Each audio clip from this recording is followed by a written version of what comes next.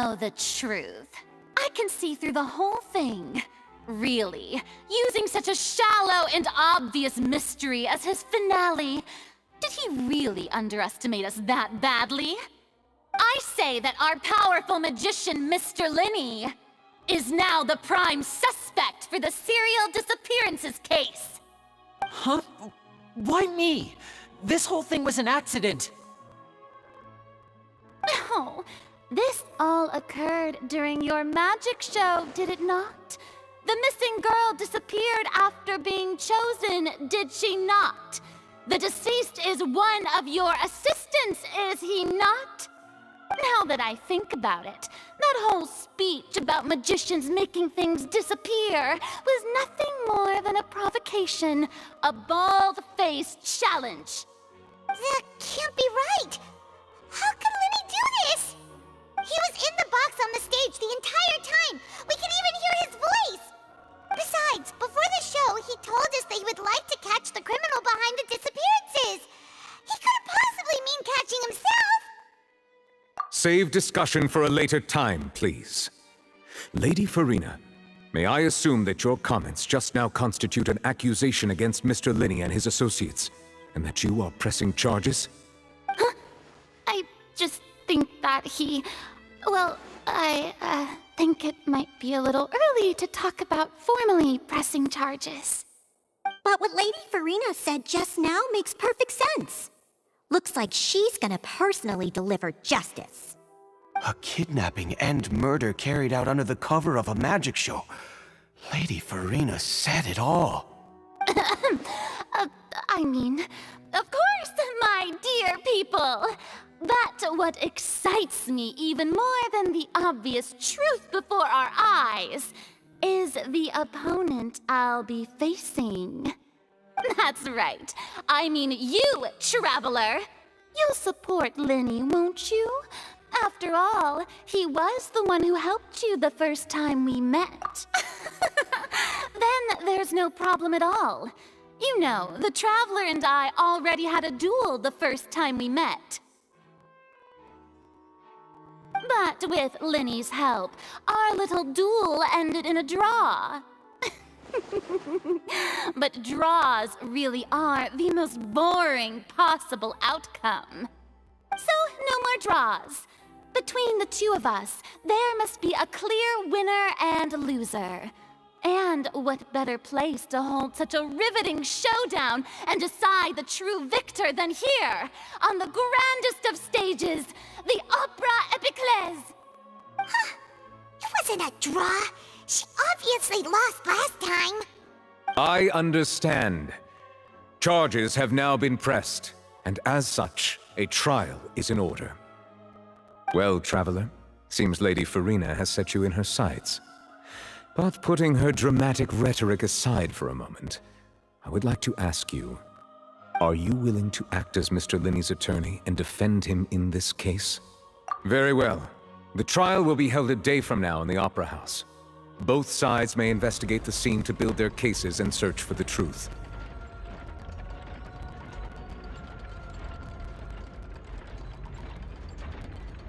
Linney and his troupe are all potential suspects and shall remain within the Opera House. The audience may begin to leave in an orderly fashion once they have been cleared by the guards. A day isn't that long. Let's see what kind of case this big-shot Outlander can build in such a short amount of time. I'm really quite looking forward to hearing it.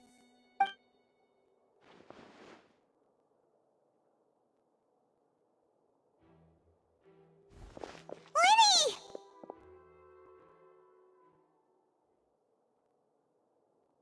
Sorry about everything that happened just now. Were you frightened? Of course! Who wouldn't be scared after witnessing an accident like that? Yeah, I'm a little shaken up myself. How could this happen? And poor Cal. I know you already claimed that you would defend me, but now it's just us talking. Tell me, do you think I could possibly be the murderer? Good to hear. Thank you so much for trusting me. I'm sure everyone sees me as the biggest suspect at this point. But if you ask me, the whole thing is mysteries layered upon mysteries, such that all that's left is confusion. I don't know whether what happened there on the stage was purely an accident or not, and I don't know why poor Cal was in the box. As for how that girl chosen from the audience could suddenly disappear, I'm afraid I don't have any answers either. If someone tampered with my performance, then we need to figure out what they did. Even a skilled and knowledgeable magician like myself couldn't pull all that off in just 1 minute. Which is precisely why we need to investigate! As this book says, the impossible could not have happened. Whatever happened must have been that which is possible. Paimon bought them when we were reading at the bookshop in the city earlier. Pretty cool, huh? Don't worry, Paimon used her own savings to buy them. It wasn't from our travel funds. I think they look cute on you, Paimon. You have good taste, Lynette. That's the right attitude. Feeling depressed isn't going to help me now. I need to get back to my normal self. But with the guards watching our every move, it's going to be especially difficult for Lynette and I to prove our own innocence. Good thing you agreed to be our attorneys. Thanks for that. We'll be counting on you. Yes, thank you so much.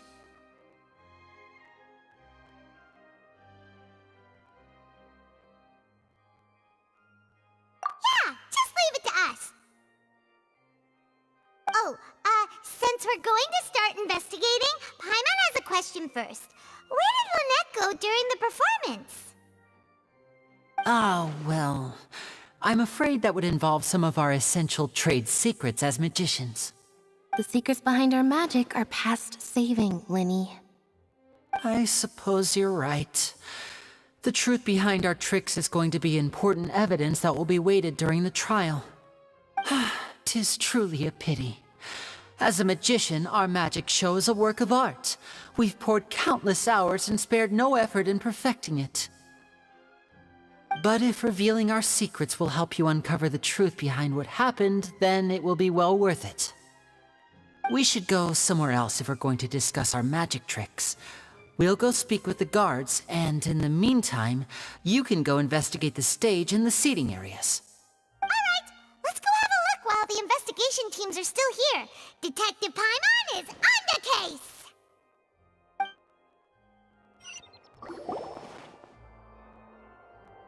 Hello, officer. How's the investigation going? Ah, I see. You must be the traveler that Lady Farina mentioned. Listen, I'll be perfectly honest with you. I'd avoid getting mixed up in this whirlpool of a mess if I were you. Huh? What do you mean? Come with me and you'll see. The deceased is one of Linny's assistants, named Cal. Even though he hadn't joined the troupe long, he was hardworking and everyone generally liked him.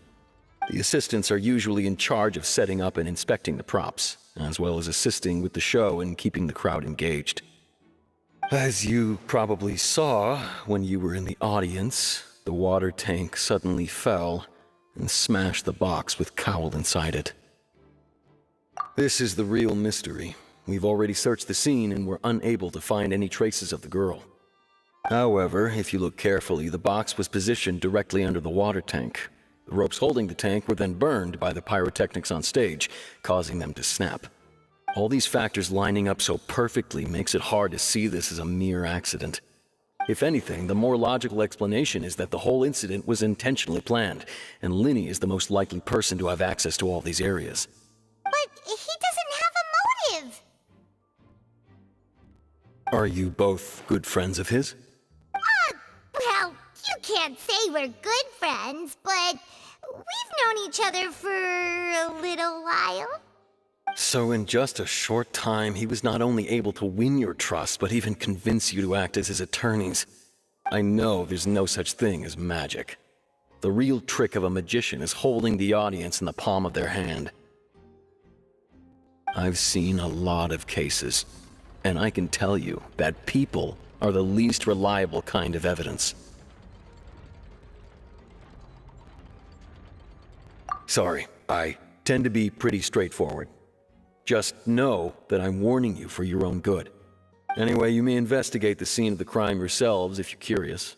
Who knows, maybe you'll be able to come up with some new evidence.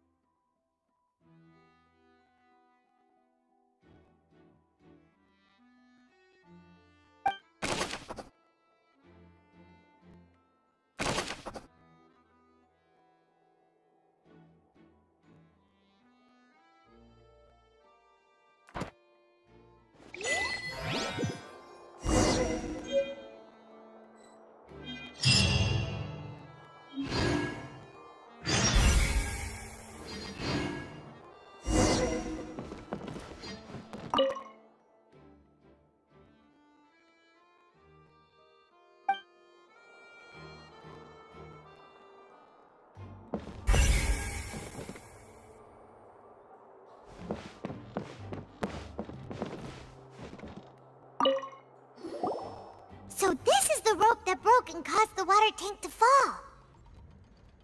The rope looks pretty durable. How can it be burned through so quickly by fireworks?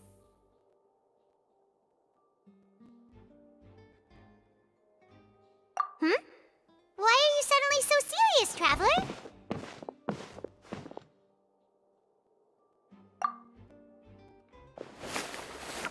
Whoa. Look! This bit is made from different material! Most of it was burned away, but there's still a little bit of it left. Huh. So if a rope meant to hold something was made with that kind of material in it, then that means... Wait! Why don't you write all this down? Let's take notes!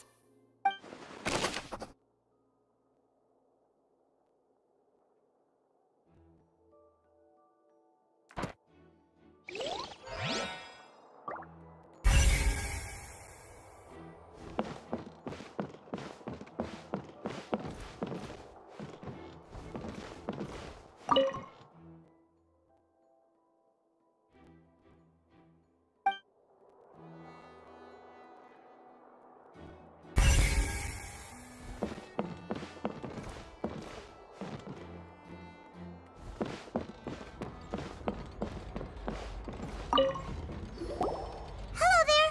What are you investigating? Oh, this location has also been cordoned off because the Magic Troop members are currently considered prime suspects. The investigation team is still collecting evidence.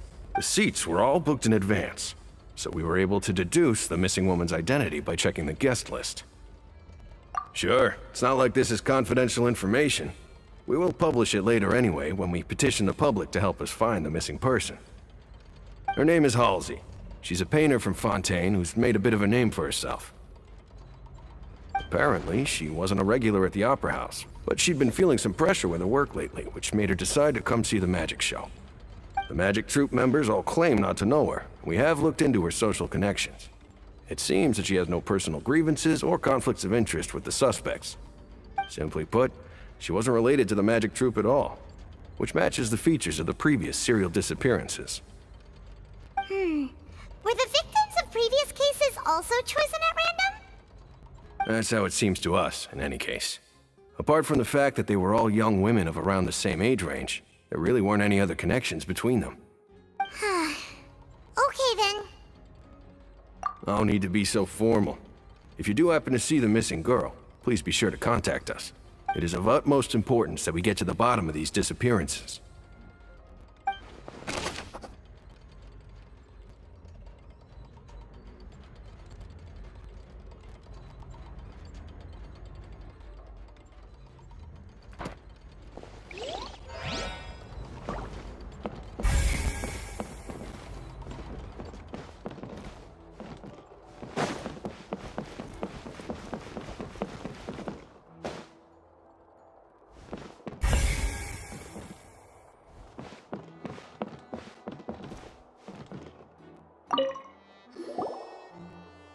The investigation team has some new findings. Turns out there's an issue with the random number selector after all. See, I told you. What if the machine picked some big guy's seat? You think the murderer would have still made his move then? Sorry to interrupt, but we're helping Linny and Lynette with their side of the investigation. What were you saying about the number selector? There's something wrong with it? You're trying to help them? That'll be a tall order. Linny used the machine to pick a random member of the audience during his performance, right? The lucky girl that later disappeared. Well, we thought there might be a serious problem with the machine, so we had it taken away for further inspection. It turns out that the seat number it picked wasn't random at all. The machine picks that same number every time. I'm sure you already know that you have to make a reservation in advance to get a seat, regardless of whether it's a trial or some performance. In other words, Linny knew who would be sitting where from the very beginning. That much checks out. Linny reserved our seats for us, too. Bet you see why I was saying it'd be tough to make a case for Linny. Even though it's bad for Linny's case, Paimon had better write it down.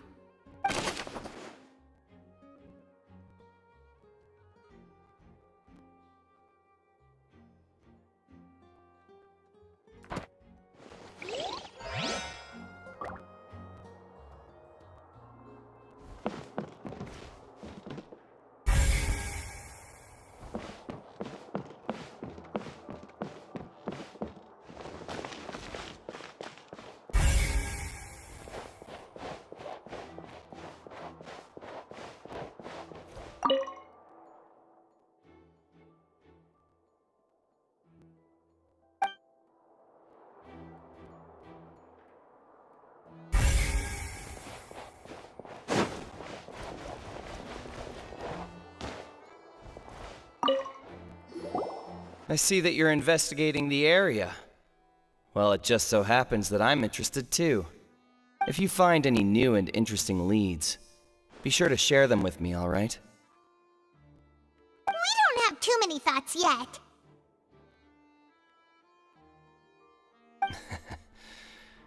Then why don't I tell you my hypothesis first?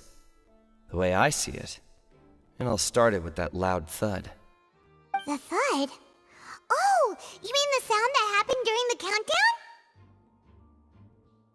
Yes, exactly. It wasn't terribly loud, but I suspect that most people heard it. It's just that everyone was awaiting the results of Linny's trick with bated breath, so no one paid it much mind. But now that the incident has happened, the thud has become an important clue.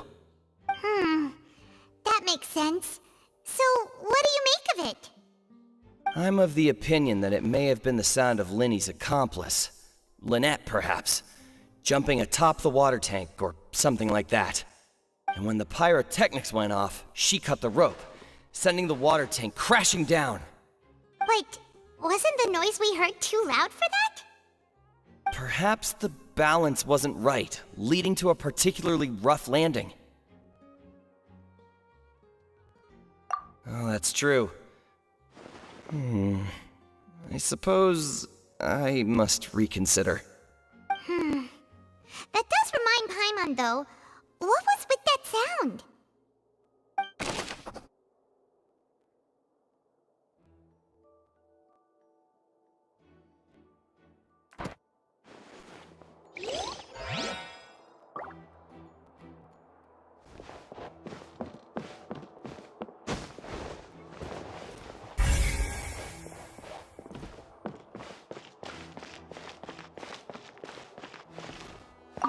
Linny's still talking to the guards. It seems he'll have a lot of explaining to do. I think someone will be assigned to monitor us later, but that's alright.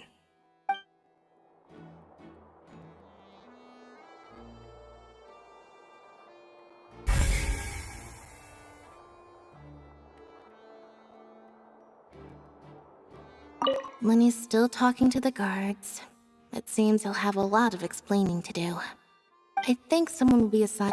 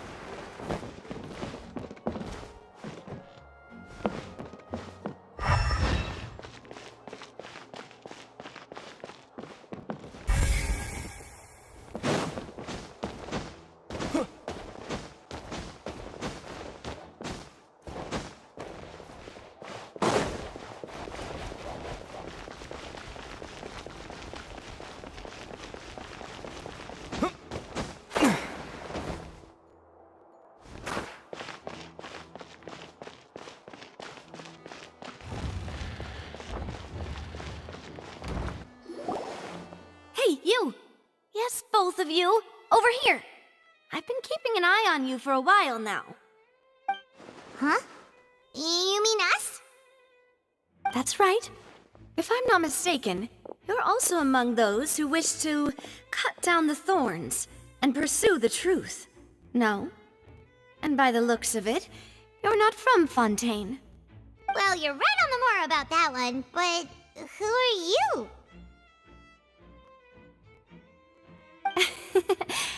Have you never heard of the Spina di Rosula? From mediating disputes and providing protection to solving conundrums, you name it, Spina di Rosula does it. And I, Navia, have the honor of being its renowned president.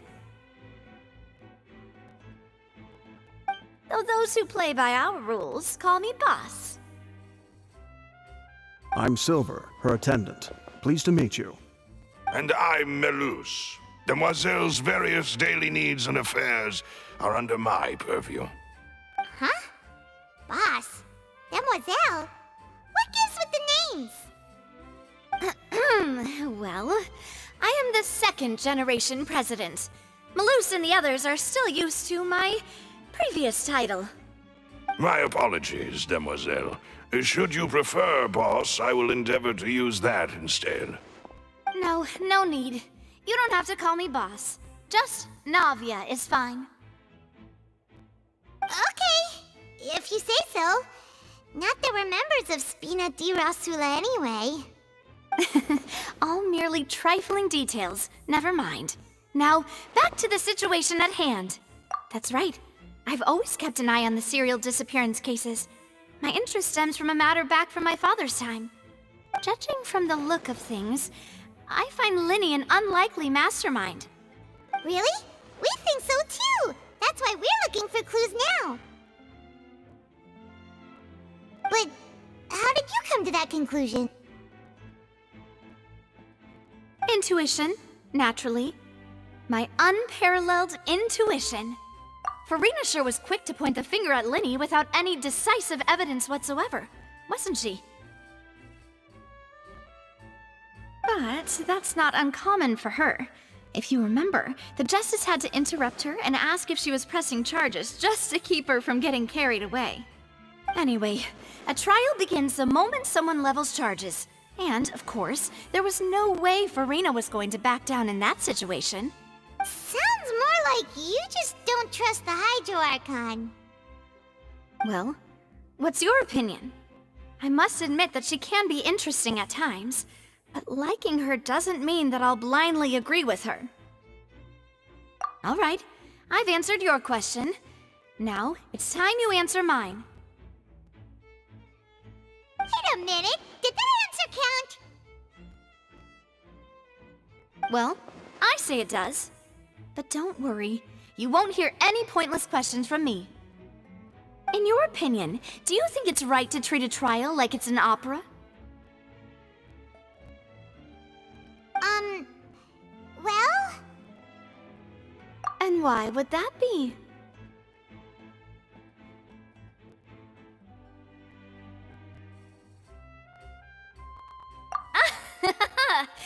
See, Silver and Melus? I told you they'd be different. Most astute of you, demoiselle. I too think that the Traveler's response was most excellent. No matter how wonderful the script or how fervent the audience's expectations may be, the trials that go on stage here must be based in fact. And if that can be done, boss, then... All right, that's quite enough, Maloose. Anyway, I like your answer. You passed with flying colors. Now, I need to make some preparations, following which our joint investigation shall commence. You two shall be my assistants. Wait! Since when did we become assistants? Oh, well, I can be the assistant, sure. Or your companion, if you like. I'm really not that fussy. That's more like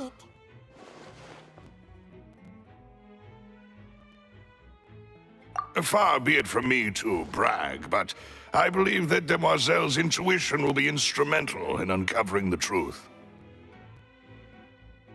You wish to save a friend from false accusations, and we wish to unravel the disappearances. In this sense, our goals are aligned. You have a point. You're quite the talker, aren't you, mister? And what about you over there? What do you think? You seem like you've got something on your mind. I have nothing to add. Oh, alrighty then. We'll be making some preparations first. Just be sure to let us know if they start revealing Lenny's tricks. Thanks!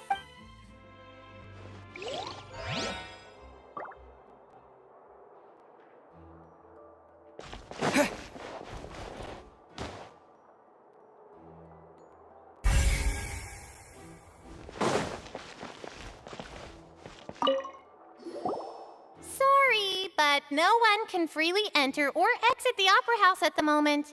If you wish to leave, you must register your identity with us first. No, we're not leaving. We're representing Linny and Lynette as attorneys, so we're investigating the case. Were you always guarding this entrance? Yes, after the Chief Justice gave the order, everyone coming in or out must undergo a strict inspection. So, the missing girl couldn't have left from here. At least, not from that point on. I doubt there was much opportunity then, either. How can you be so sure, Well, because I was in charge of security near the entrance at that time. I couldn't see Linny's performance from here, which was quite a shame. Just my luck. But still, I did not abandon my post, and I stayed put no matter how loud the applause was.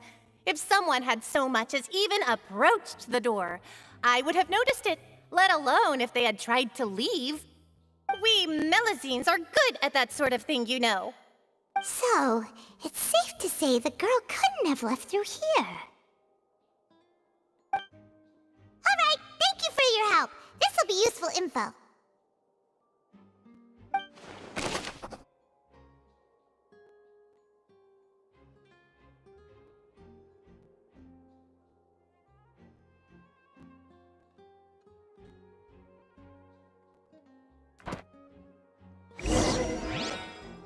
We've checked everything of note here at the performance venue. Paimon wonders how Linny's discussion with the guards is going. Let's go see, shall we? Ooh, things are getting interesting, huh? We're about to see how magic is made.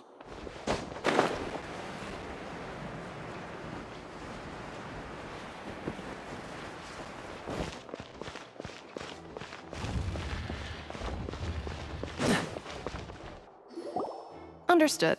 Then I will be going with you. Just so you're aware, I will be monitoring your actions and making notes as necessary.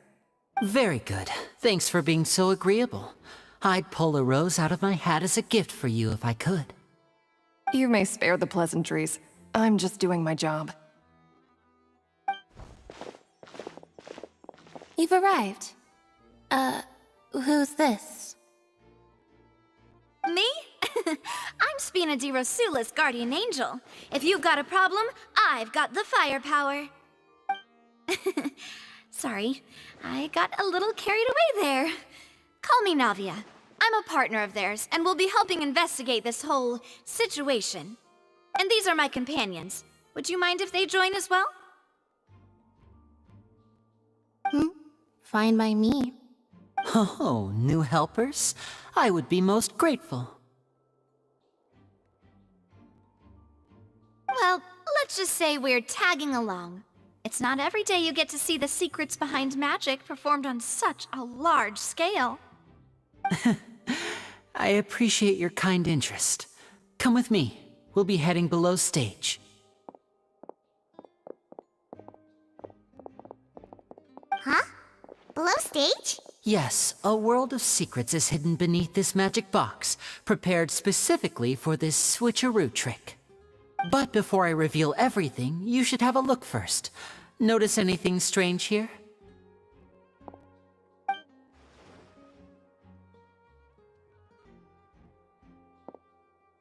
I'm not trying to be dramatic. Remembering the details of a trick will help you understand the methods used to perform it more easily. Huh. Weren't there balloons and other decorations here? Where did all that go? Ah, good eye. That said, you're still far from discovering the answer. The back? You mean the inside of the door? What's different about it? Paimon didn't notice anything. Very good indeed. I thought you might not be able to catch that, given that you were sitting in the first row. The back of this door was patterned. Those patterns are now gone, replaced by a smooth wooden board. So, if you put 2 and 2 together, what do you get? Exactly. All right, let's go. I'll tell you how it works as we head down.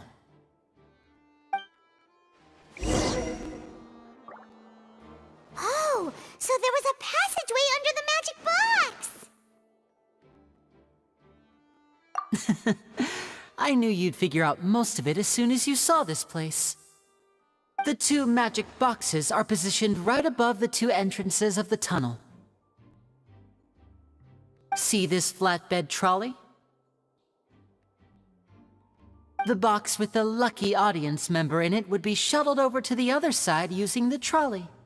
This trolley can raise and lower and even rotate, ensuring that the box will face in the right direction. I see. So that's the purpose of the box inside another box. Precisely. The inner box would descend after the audience member was put inside and be moved along the trolley, all while the outer box would remain on stage as if nothing had ever changed. So that's how you did it! Once the box was lowered, the trolley would store some energy through this device here, with which it would complete the rest of the steps. The audience member would only be able to feel some slight movements in the dark, and by the time she walked out, she would already be back on stage. Right! You were talking that whole time, and you even came out for a moment near the end! Ah, yes. A phonograph operated by Lynette was used to achieve that effect. My assistant and I had already scripted our conversation beforehand. When the countdown began, I had already gone to the opposite box via a tunnel using that ladder. And what about Lynette? Where was she? I was in the mezzanine space in the back of the box. Oh, interesting! That's how we were able to coordinate Linny's lines with the assistant. And, by the way, I was the one who walked out of the box at the end. I mean, we are twins. All it takes is a change of clothes and no one can tell who's who. And that's my favorite part of this trick. Only Lynette and I can perform it. So that's how it all worked! Wow, every detail you revealed was more amazing than the last! Lynette would briefly walk out of the box and then go back in, jumping into the tunnel and escaping before the box on the trolley could finish ascending. And then I walk out of the other box in the audience area, and the trick would be complete. The operative word here being would. But as you saw, Cal was in the box, not our audience member. She, on the other hand, mysteriously vanished. We really don't know how that happened. If not for that interlude, this would have been an astonishing trick. I probably never would have figured out how you pulled it off. And yet, to think that someone was able to use this magic trick to commit a crime. Could we have a look around? I think we can come up with some more leads. This is the scene of the crime, so Linny and Lynette are not permitted to stay here. I'll escort them back up. Yes, of course. No need to be so strict now. I won't disappear into thin air, you know. Thanks, everyone. We're counting on you.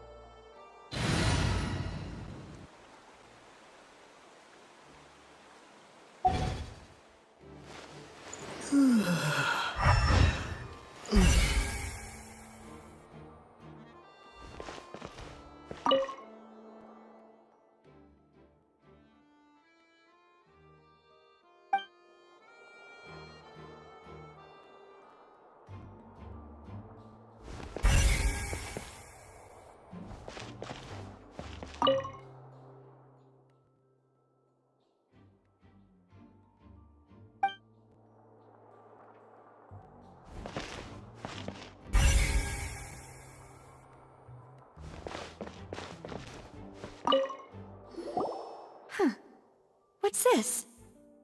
Looks like a hook tied to the end of a rope. Huh? There's all kinds of odds and ends here.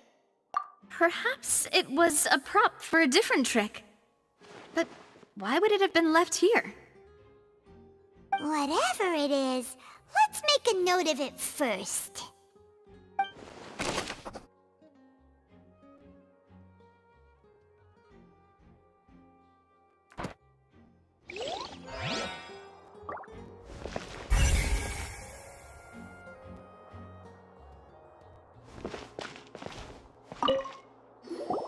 The floor is wet. Please be careful not to slip. Speaking of which, why would there be water here? Oh, Paimon knows! It's one of those tricks where you pour water into a jug and then flip the jug over only for the water to disappear? And here's a broken vase. Huh. Did the trolley knock it down while moving? That can't be. The trolley moves along tracks from start to finish. It couldn't have hit the vase at this distance. Let's note this down too and think about it later.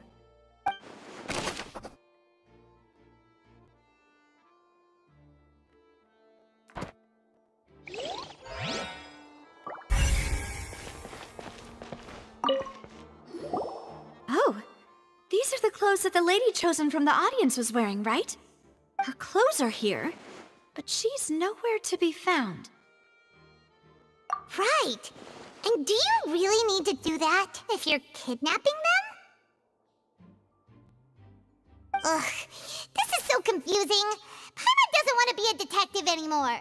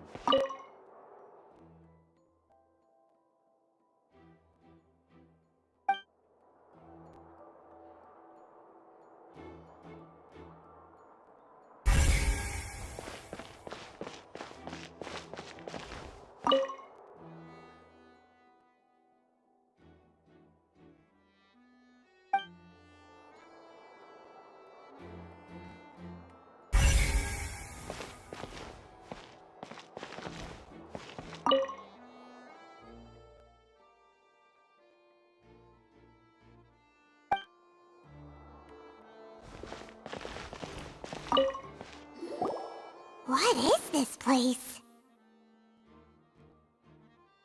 It seems someone could fit through here. Huh. Could this have been the suspect's escape route?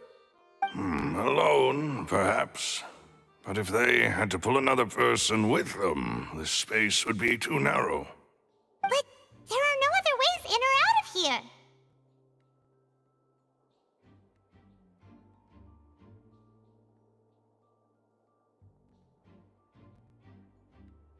Oh, you're right! Let Paimon write that down.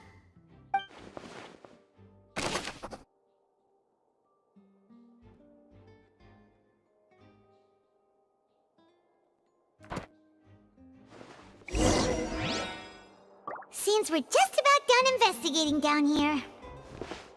Yes. Let's head back up.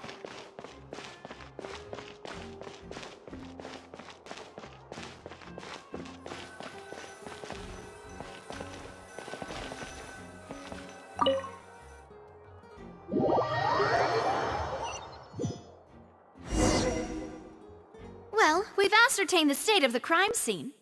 Let's find a place to sort out our findings once Malus returns. It seems to me that there are several things that don't add up here. Apologies for the wait, demoiselle. So, what did the guards say? Did the criminal escape through the vent? They believe the odds of that are very low, since the vent leads to the Opera House's basement. The guards have checked the area carefully. No one left through the basement during the performance or after the incident, and no one was found hiding there. So the tunnels become like a secret chamber then! You know, like the kind you usually see in novels. The plot thickens. Halsey's disappearance and Cowell's death are both quite inexplicable. No wonder Farina was so confident in her accusation. All the current evidence points toward Linny and Lynette. In other words, the charges are very likely to be upheld unless we make some considerable progress. Charges and then trial. So if the charges are upheld, they'll announce a sentence? That's right. This is how a trial goes in the Opera House. During the proceedings, the Chief Justice and the Oratrice will hear statements from both sides. That's right. This is how indemnitium is produced. The statements from both sides, the defenses from attorneys, witness testimonies, and even the audience's emotions will all be projected on the Oratrice. To put it simply, it's as if the Oratrice has its own will, and is a judge in its own right. This also precludes any kind of favoritism on the part of the Chief Justice. Not that this has ever happened anyway. Once both sides have finished speaking, the Chief Justice will make his final decision. This, too, will be used by the Oratrice as a reference. Then, finally, the Oratrice will be consulted by officials. The result it returns is the will of justice itself. Huh? So that machine is the one that actually decides? Paimon thought Neuvillette called the shots. In practice, there is very little difference. Both have always come to the same judgment. Which is why people have great faith in the Chief Justice. Yes, the guards also asked me to convey that none of us will be allowed to leave this place before the trial. Huh? Why? Because we've chosen to act as the twins' proxies. That makes us persons related to the case. They're concerned that we might be colluding with outside parties, or that we might find outside help to disrupt the case. And even if that were not so, it could prove problematic if we happen to spread key information about the case ahead of time. I'm ready to break out at any time. Whoa! There's no need for that! Paimon thinks they have a point.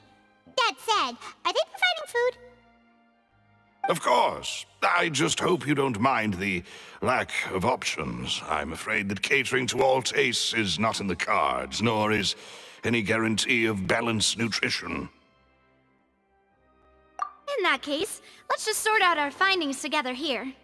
Pity. I was hoping to take you to try some of Fontaine's famous desserts, too. I mean, what better way to properly think through our findings than over some tea and sweets? Huh.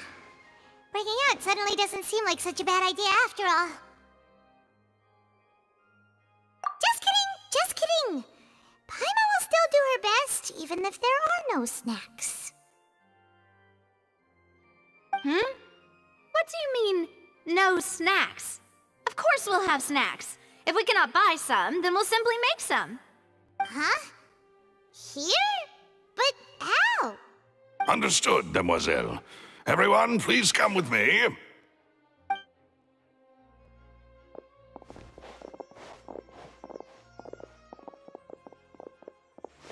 Wait, you're carrying a portable stove with you? Yes, I must be prepared to meet the demoiselle's baking needs whenever the fancy strikes her. I have eggs, sugar, and almonds at the ready. Good work, you two. Then I'll get to it. Please sit tight for a moment. You'll get to taste my awesome snacks soon enough. These three are quite the interesting group.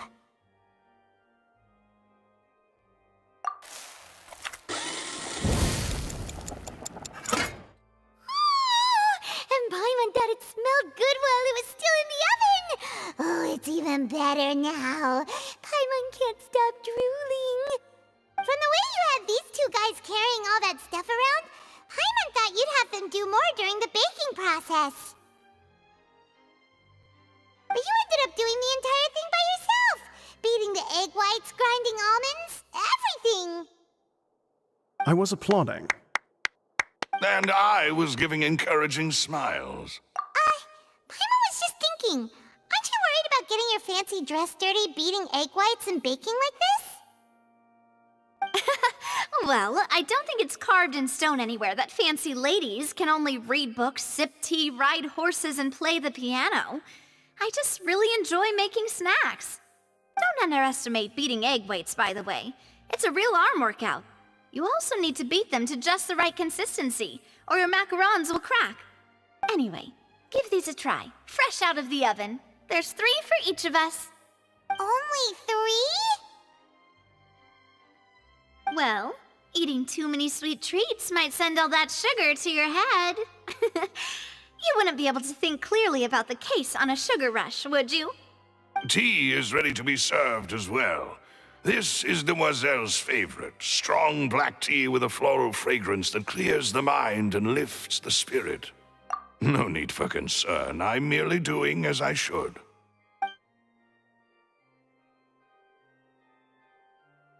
All right then, down to business. As Paimon mentioned previously, the tunnel seems to be something of a secret chamber. However, we can assume that Linny and Lynette were not alone within it. Some criminal also occupied its sealed confines. The magician twins could have committed the crimes, of course, but they lack any logical motive. Exactly! Why would they do such a thing right when everyone was watching?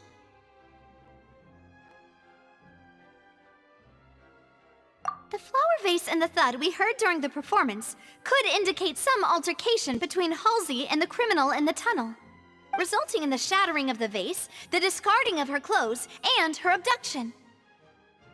Perhaps the criminal thought that since she was chosen from the crowd, she would be too easy to identify if she was still wearing the same clothes. Paimon thinks that makes sense, but the real trouble is... True. None of the clues we found thus far support the existence of this third person. But the only people left to consider are both technically victims, whether it's the missing girl, Halsey, or poor Cowl. Huh. Could Halsey have secretly made modifications to the magic props in order to murder Cowl before making her escape? That's right. And even if she had tampered with the setup, she would need to understand the entire trick to pull it off. Nor does she have any motive. The guards said that she has never had any dealings with the Magic Troop's members. Were we not thorough enough in our search? From the sound of things, this is turning into an impossible case. Your macarons are amazing though, Navia. They smell great! They're nice and crisp and super sweet! They are my specialty, after all. And I see you've already had 5 of them. What? 5? Oh, that can't be right. Paimon only counted 3, honest! Please don't worry about it. At my age, a few less sweets might actually be a good thing. No. Being greedy is one thing, but Paimon knows how to count. Besides, Paimon knows that if she ate too many, then others wouldn't have enough.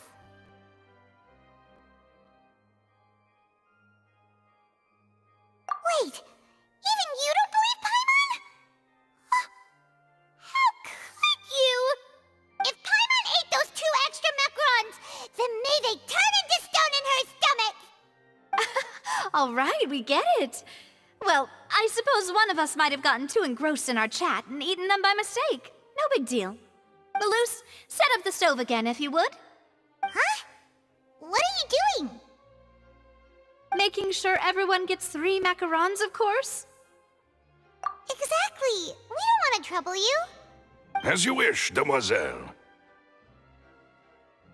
And I have the egg, sugar, and almonds.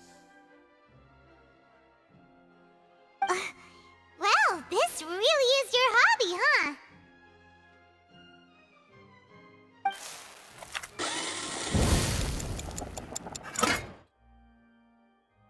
Well, that's it for snack time.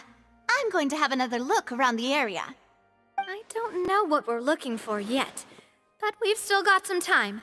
As attorneys, I suggest the 2 of you think the case over again. It would be awkward if you got all tongue-tied on stage during the trial. All right, thanks for your help, and for the snacks. It was nothing. A small task for the Spina di Rosula. Silver, Malus, it's time to go. I'll be back if I find anything new.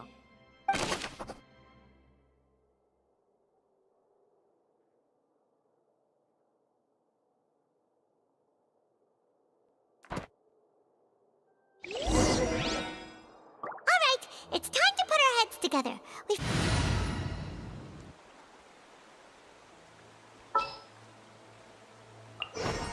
Just what will we come across this time? Oh, it's probably gonna be a lot.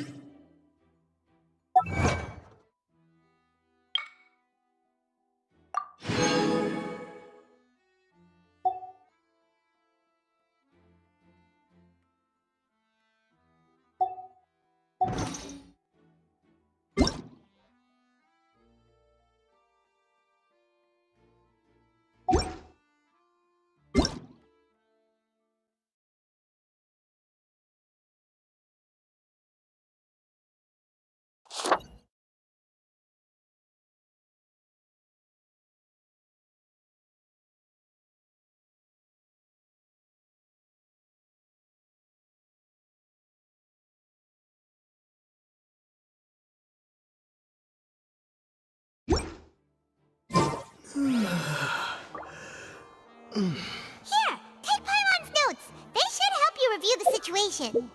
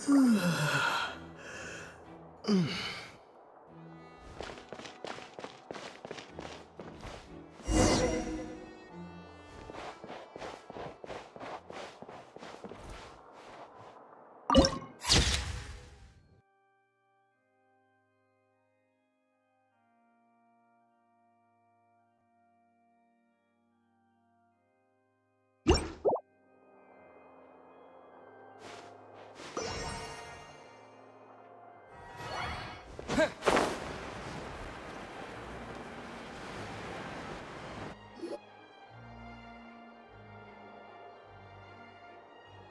do we do? The whole situation is so confusing. Good plan. Impossible things don't just happen. We'll get to the truth one way or another. Just relax. Even if everyone else suspects Lenny and Lynette, at least we will be supporting them from the stands. Besides, I doubt Farina understands any more about what happened than we do. Thanks, Navia. Well, we'll be going then. Best of luck to you.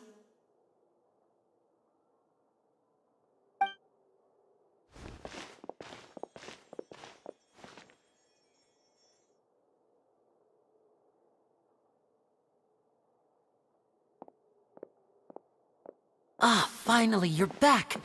Well, how did your investigation go? To be honest, you might be disappointed. No. We're already very grateful that you were willing to help. Well now, don't you all look disappointed. Don't tell me that your investigation came up empty-handed. That was to be expected, of course. The guilty can never produce proof of their innocence. But don't let that stop you. I shall be terribly disappointed should you, my most anticipated foe, concede so easily. Since both parties are present, I declare that the trial regarding the magic show incident is now in session. Firstly, in order for the audience to understand the causes and results of the incident, could we please have Mr. Linney explain the trick? Yes, of course. I will explain while Lynette demonstrates on stage. All the necessary items have been prepared.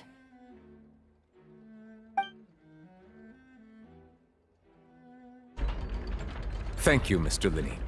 In that case, I take your statement to be that you ran to and remained hidden within the magic box in the audience stands once the trick began, and thus could not have committed the crime. Is this correct? Yes, that's correct, Your Honor. In that case, I call upon the prosecution. Lady Farina, do you wish to refute his statement in any way? Why, of course I do. Allow me to take the first shot and break this case wide open. Mr. Linney is clearly lying. There is no way you could have been in the box the whole time if you were to abduct Halsey and murder Cowell. In fact, I'd say you were hardly in that tunnel at all. That is simply your hypothesis based on the presumption that I'm guilty. Oh, is that so? And if I may ask, what did you hear while you were inside your box? The roaring countdown of the crowd, of course. That's how I kept track of the time and built anticipation for the finale. And you didn't hear anything else at all? Nothing that might leave an impression of any kind? No, nothing. I see. But when the count reached 30 seconds or so, there was a thud. One so loud that I believe practically everyone heard it. Huh? Hey, hang on. Something's not right here. Yeah, I'm sure he could have heard a noise that loud from inside the box. I was right by the box, and I definitely heard the thud. Look at those scales. Could those mean... Well then, ladies and gentlemen, allow me to use the words of the magician himself. You never know what can happen in the blink of an eye. Indeed, it seems his alibi can also collapse in the blink of an eye. Of course, I have armed myself to do far more than smash your alibi. Confidence cannot go unfounded, and my foundations are rock solid. Tell me, aren't you and Lynette actually from the House of the Hearth? The House of the Hearth? No wonder they did something like this. So the serial disappearances were the Fatui's doing. Now it all makes sense. I've got a feeling that what happened on stage probably wasn't just an accident. That's irrelevant. Our identities have nothing to do with what happened. Indeed. Then perhaps you could tell us everything that happened during that 1 minute. Your first priority is to prove yourself innocent after all. I'm sure there is little that needs to be kept secret now. Unless your script already has holes in it. The Outlander is speechless. My, oh my, don't they look flabbergasted? Now comes the infighting and discord, I suppose. This was almost too easy. Good thing I made all those preparations. Seems the all-nighter I pulled last night is really paying off. Hey, Linny! Why didn't you tell us this before? Order! Order! Mr. Linney, allow me to re-establish the facts. Lady Farina has raised 2 points. First, when the thud was heard in the Opera House, you were neither in the box nor the tunnel. Second, you and Ms. Lynette are both members of the House of the Hearth. Are these claims true?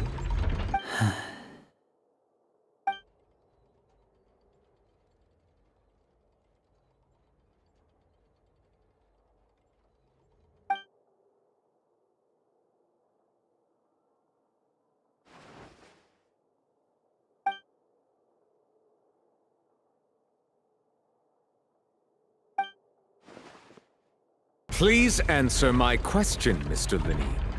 I'm sorry. Yes, they're true, Your Honor.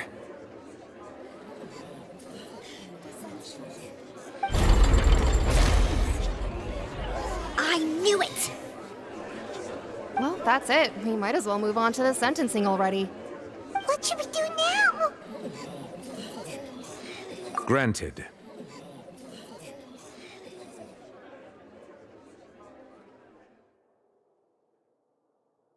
In that case, what is your request?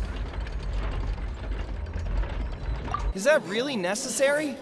They're already as good as guilty. The defendant deceived their own attorneys. What is there left to discuss? Order! Order, I say! Your request is reasonable, and we shall adjourn. This trial will reconvene in 1 hour. So you would stick to Mr. Linney's defense even after knowing what you do now? You certainly have more professionalism than I thought. In that case, my dear audience, let's allow the joy of victory to steep for a little while longer.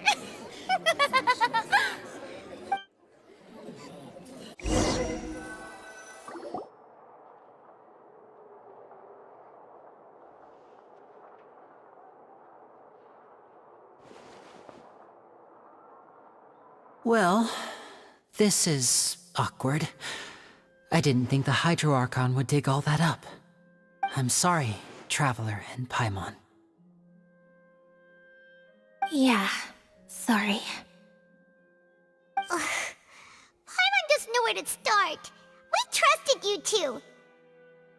We based our entire reasoning on the assumption that you weren't bad guys. Not to set the wrong tone or anything, but Paimon's really mad! I'm very sorry. I know you're angry, and reasonably so, but please, let me explain. I know you've clashed with the Fatui several times before. I wouldn't be surprised if just hearing the word is enough to make you upset. But our organization is very, very large, and the Harbingers have very different personalities and goals. Right now, we want to save people. As many as we can. That's right. I'm sure we're on the same page when it comes to this nation and the disaster that its people might face. I knew if it weren't for our respective identities, we could become good friends. That's why I didn't wish to flat out lie to you, but chose to hide some details instead. The truth is very important, but being completely transparent about everything would see us spending more effort than we need to. Right. So, you be the judge. Heck, if I were you, I fear that I'd even struggle to trust me at this point. You met a Fatus who works as a magician, a trickster by trade. All by coincidence, too. But still, I'm asking you to trust me. I am no criminal. At least, not in this case. Sorry. Please forgive us. Well, you both say that, but...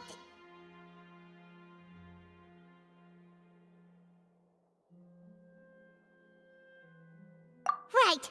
Let's hear your answer first, and no lies now! Of course.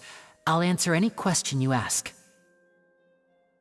We've been trying to find out how the Oratrice operates. We want to know why it has a consciousness. Why can it deliver sentences accurately? During our investigations, we learned that the machine's core is beneath it. From that moment on, Lynette and I have been designing this box swap trick, with the objective of getting close to the core. Is that why you needed a whole minute? That's right. In truth, the audience would take about 75 seconds to count down from 60, while I would only need 15 to get to the opposite box. So, after jumping into the tunnel, I accessed the Opera House basement via the vent, and went to investigate the room in which the core is stored. That air vent was created during the construction of the tunnel specifically to execute this step.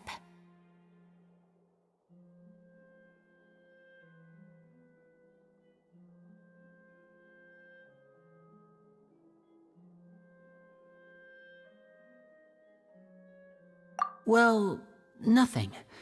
As soon as I reached that room and was about to investigate, I heard someone's voice.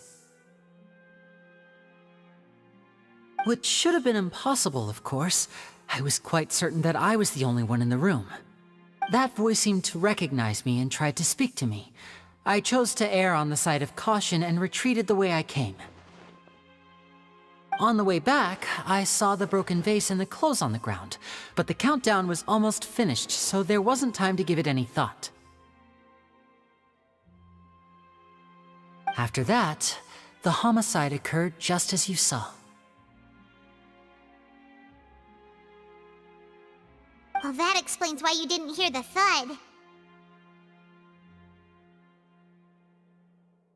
Because of that prophecy I told you about, of course.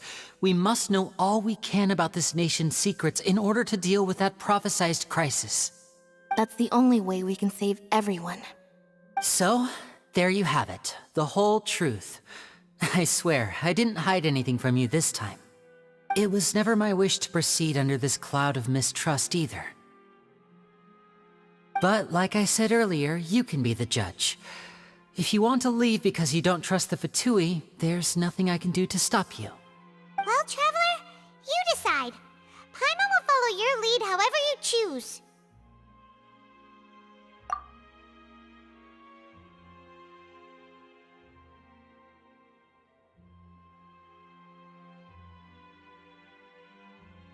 Okay, thank you.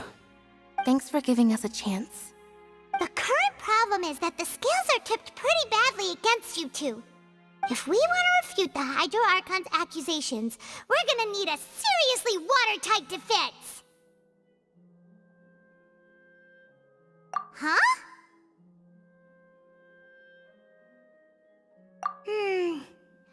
Oh, Paimon thinks she gets what you mean.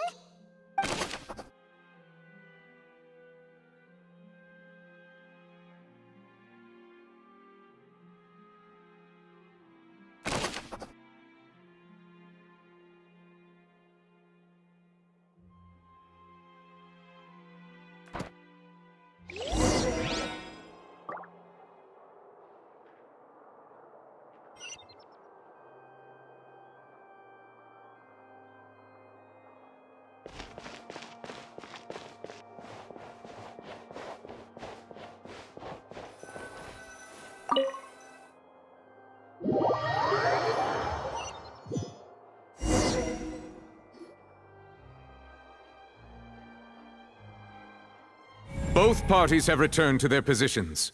Let us continue the trial. When last we left off, Mr. Linney acknowledged the new evidence presented by Lady Farina as fact. Therefore, Lady Farina may continue stating her reconstruction of the events. Ugh, that took long enough. Now then, if everyone would lend me their attention. At this stage, let's revisit that scene from Linney's perspective.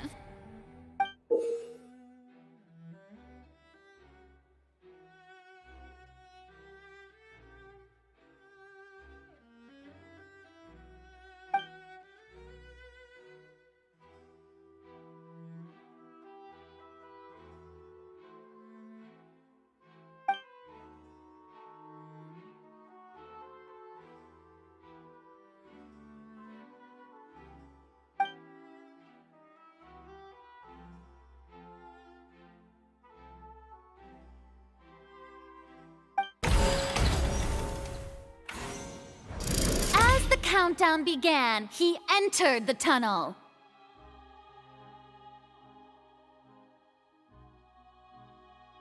When the flatbed trolley passed, he opened the box and got into an altercation with Halsey, which caused the loud thud.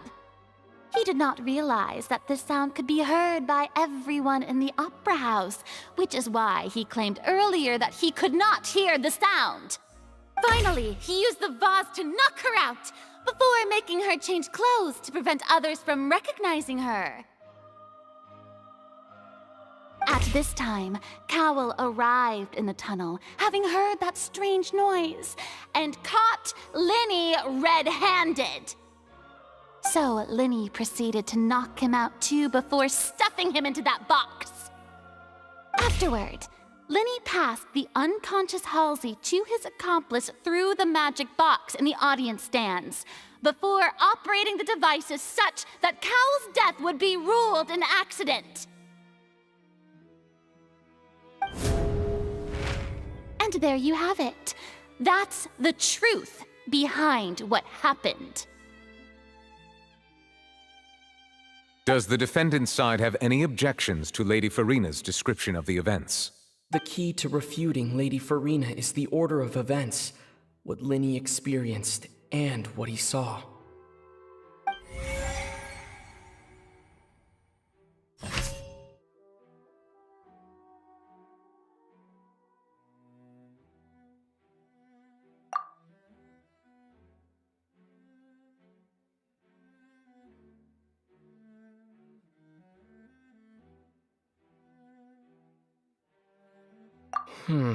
Seems this won't produce a particularly effective rebuttal.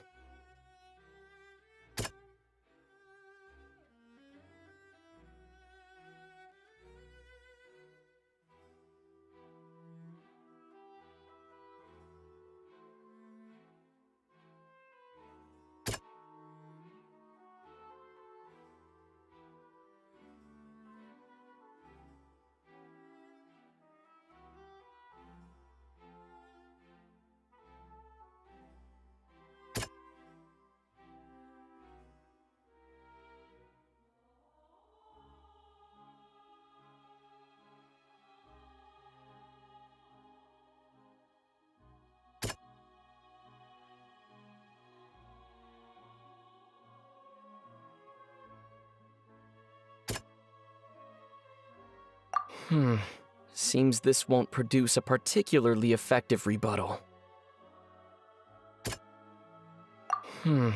Seems this won't produce a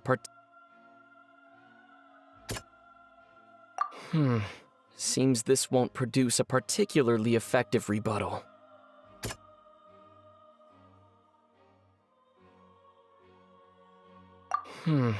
Seems this won't produce a particularly effective rebuttal.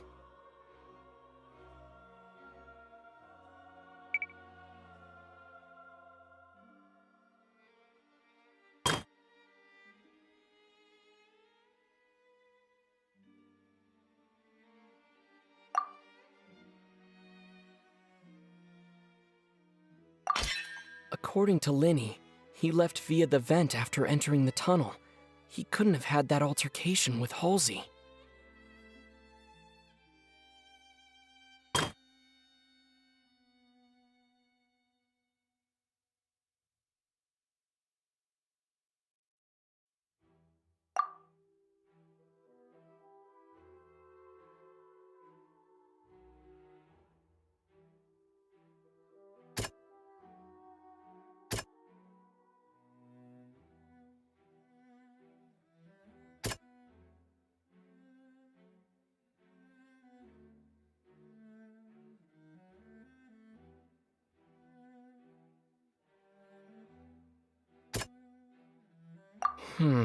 Seems this won't produce...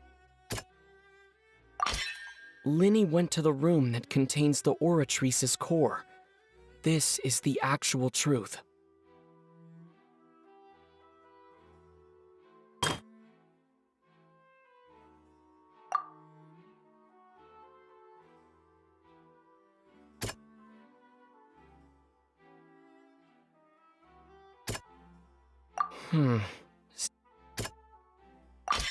Linny did not take part in the underground altercation.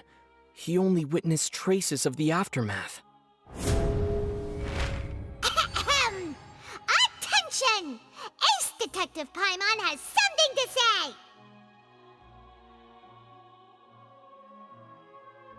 When the countdown started, Linny did indeed go into the tunnel.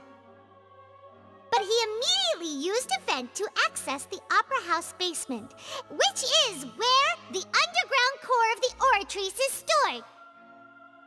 Once he reached that area, he heard a voice in what should have been an empty room. Since he felt something was amiss, he returned immediately.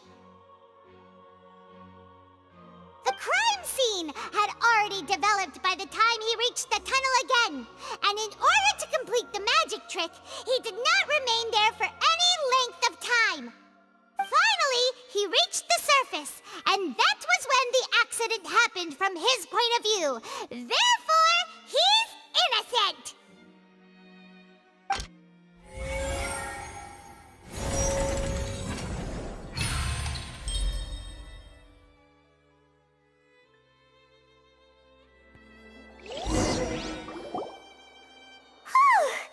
Paimon did it!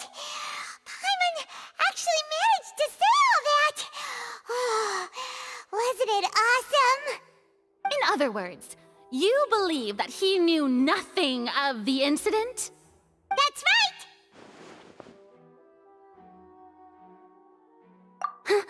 right! My reasoning?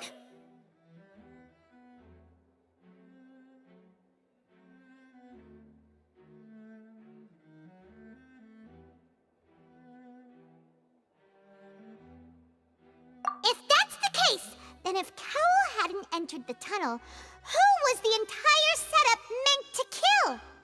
Assuming that what you say is true, Linny only needed to kidnap the young girl to cause a new disappearance case.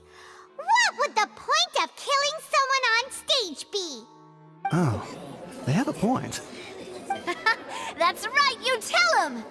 And that's why they're partners of mine. They've managed to turn things around.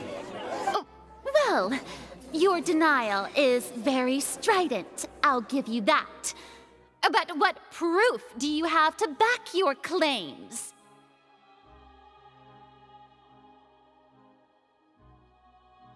Of course I do. If he had been in the magic box the whole time, how could he have not heard that sound? Why do you ask?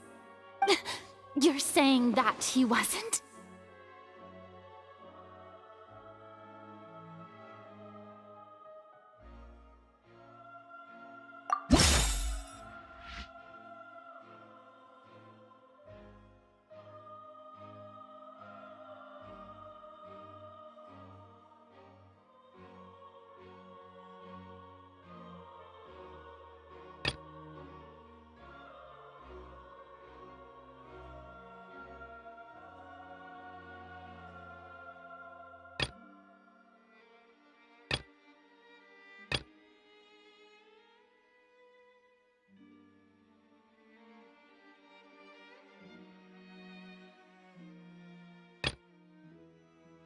That's right!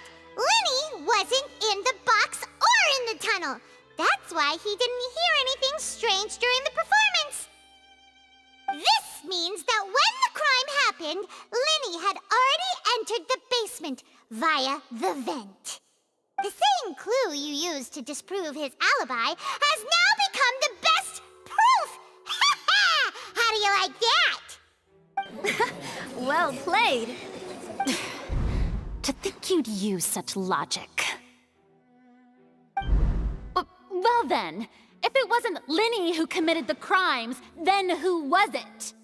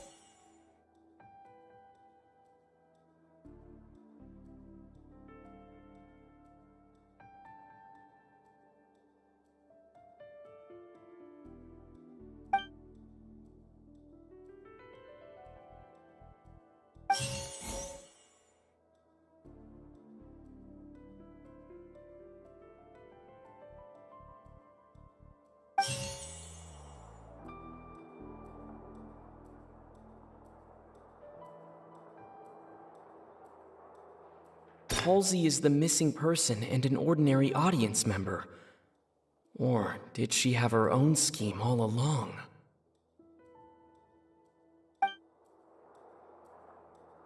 The deceased's name is Cowell, Linny's assistant.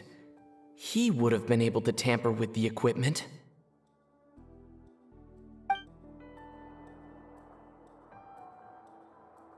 Could there have been a third person involved? Is that really a possibility?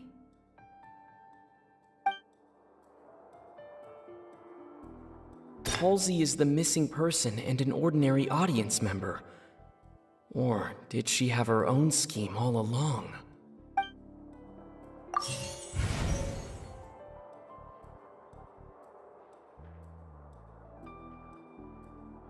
Could there have been a third person involved?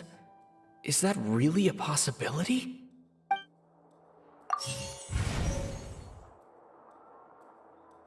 The deceased's name is Cowell, Linny's assistant. He would have been able to tamper with the equipment.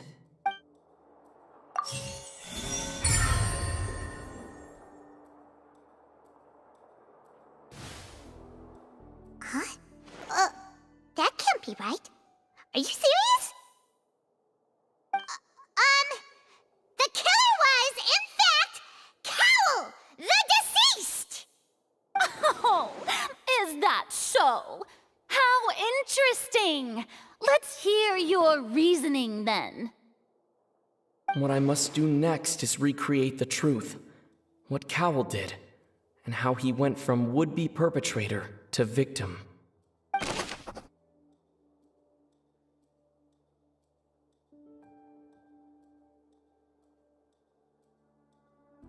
No one entered or left the Opera House through its entrances. So where would the criminal have wanted to take Halsey?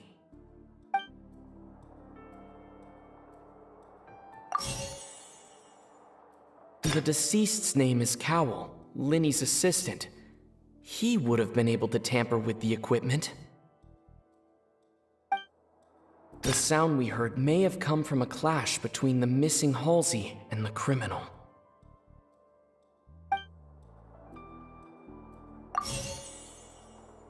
It would have been tough for both people to fit into that vent.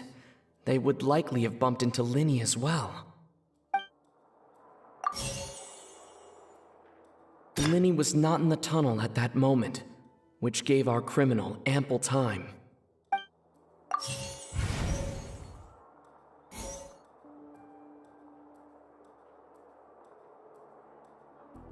The deceased's name is Cowell, Linny's assistant.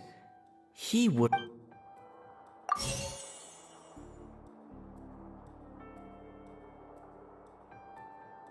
No one entered or left the Opera House through its entrances.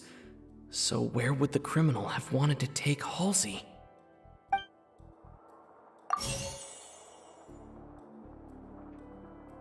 No one entered or left the Opera House through its entrances. It would have been tough for both people to fit into that vent. they would likely have bumped into Linny as well.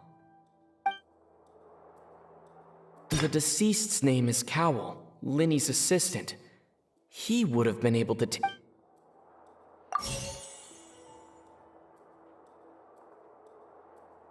It would have been tough for both people to fit into that.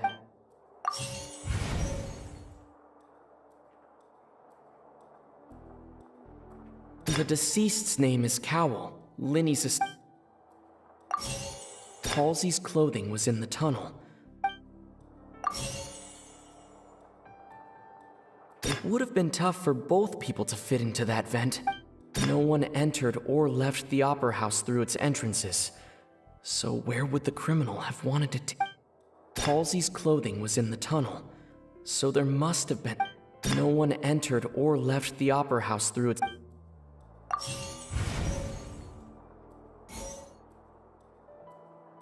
Halsey's clothing was in the tunnel. So there must... The deceased's name is Cowell, It would have been tough for both people.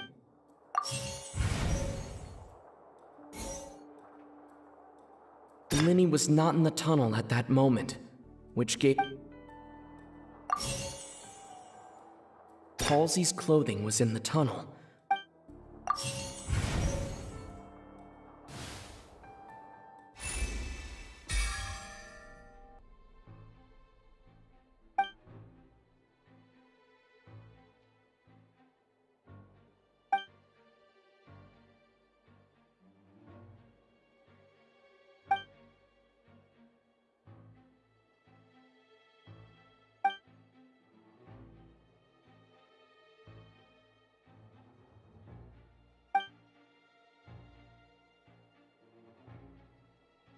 What's wrong, Traveler? Are you still having trouble figuring things out? I see how it is. So this was all just a bluff. And here I thought you had something to show for it. But it seems you're still far from the truth. Look, since we're at a dead end, why not consider a different track? Just like the trick as it transpired, the end result must have been utterly different from the magician's initial design. If only we knew how Halsey disappeared. Well, that would be nice, but the tunnel only has 3 exits, and none of them seem very likely. And it's not like this is a magic trick where you can just make a real live person disappear. You know, like you did from that water tank, Lynette.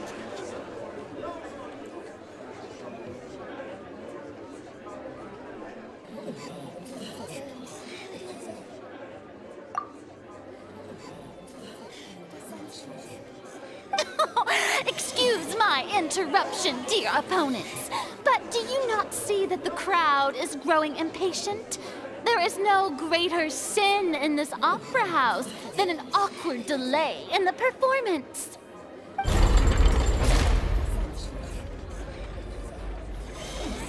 If the defense is unable to make further effective arguments, we will move on to the next stage of the trial.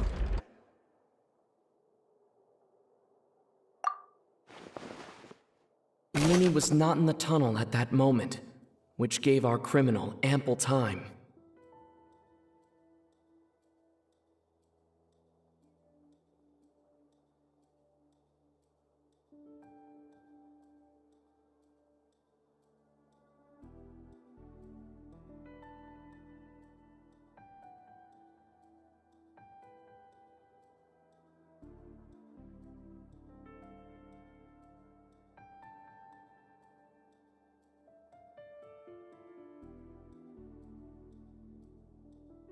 The sound we heard may have come from a clash between the missing Halsey and the criminal.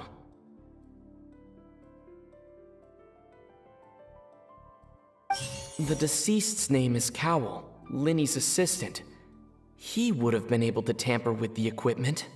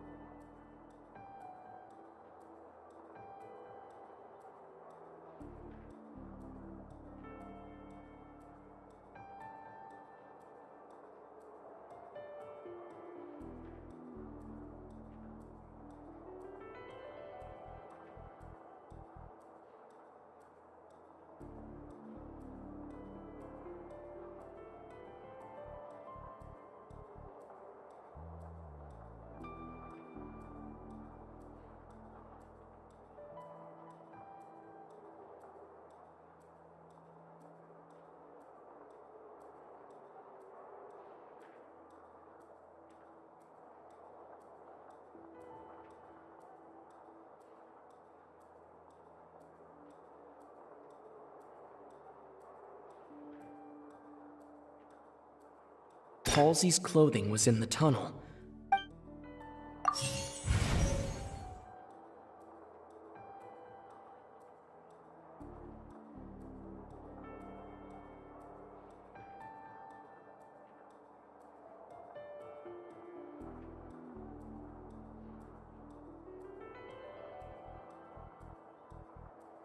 No one entered or left the Opera House through its entrances. So where would the criminal have wanted to take Halsey?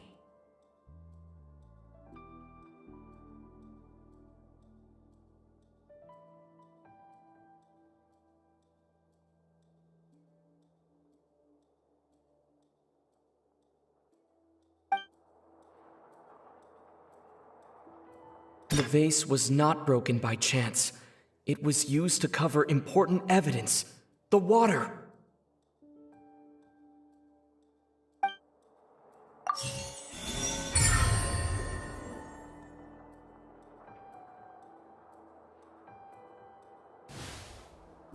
Oh, Paimon gets it! It all comes together if Halsey disappeared instead of being kidnapped. Lynette escaped from the water tank, vanishing gradually and leaving only clothes behind.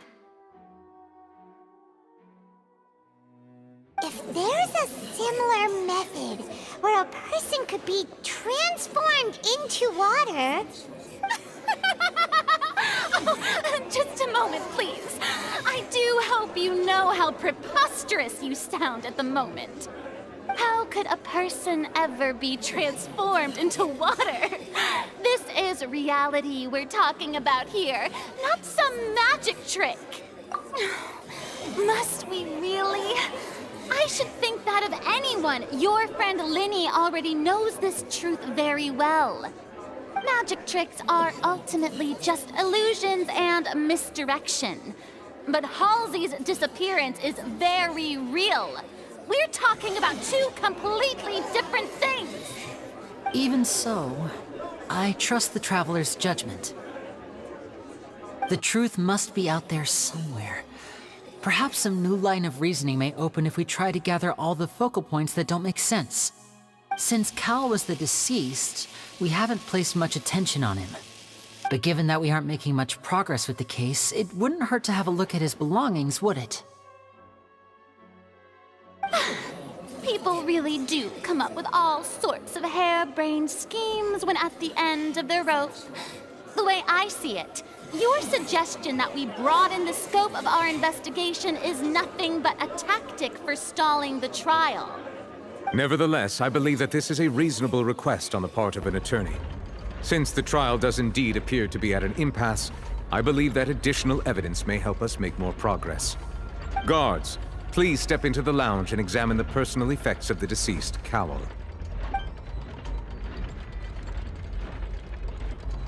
We are still examining the items, but we have already made critical progress that we feel must be shared with everyone post-haste.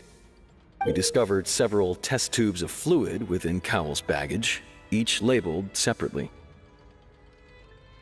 The notebook in his backpack claims that these fluids are water from the primordial sea. The primordial sea?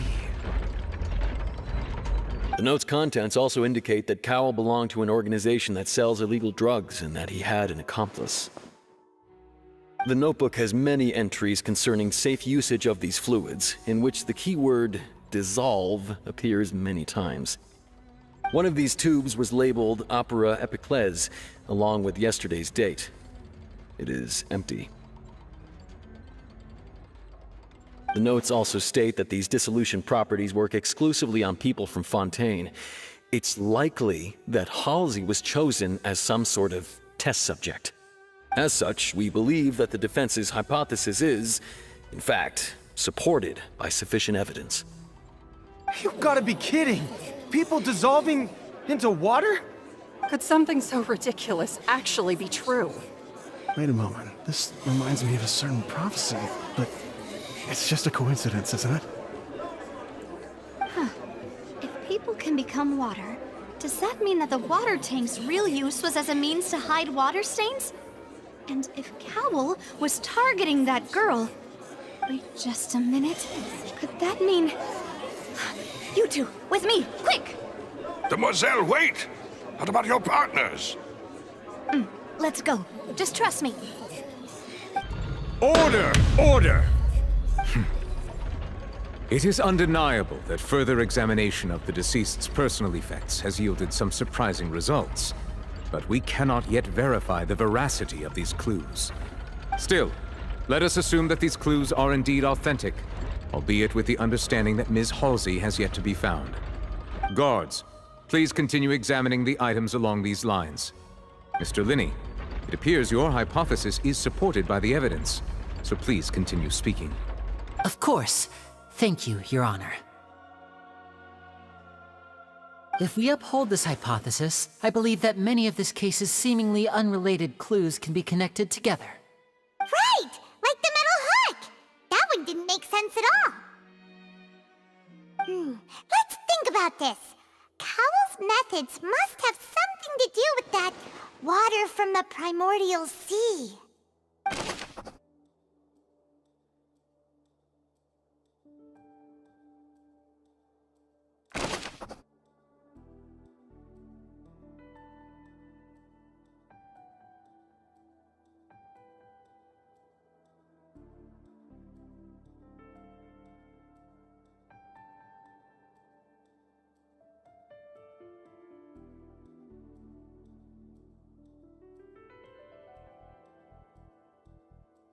The deceased's name is Cowell.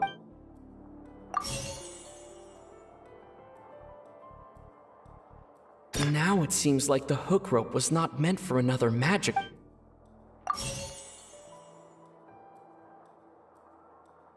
The water from the primordial sea should already have been prepped before Halsey entered the magic box.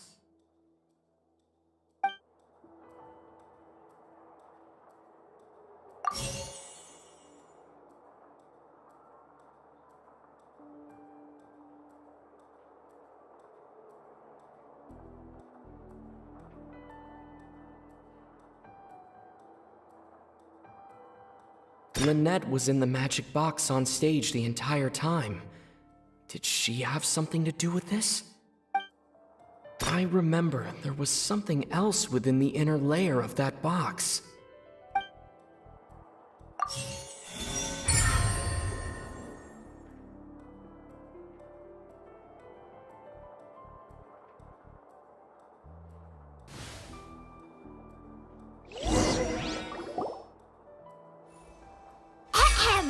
It's Ace Detective Paimon's time to shine again! In the original plan, Cowell would tamper with the water tank rope and the number selector securing his target. When the magic box containing Halsey was lowered, the metal hook would retract gradually and pierce the balloon at the top of the box. When the balloon attached to the box popped, the water from the primordial seed inside it would pour down and dissolve Halsey. Afterward, Cowell would enter the tunnel and break the flower vase to conceal the water inside the tunnel, with the remaining evidence being covered up by the water tank on stage. But he encountered something unexpected in the tunnel and wound up being fatally hit by the same water tank he meant to use to cover his tracks. Huh. That does make sense.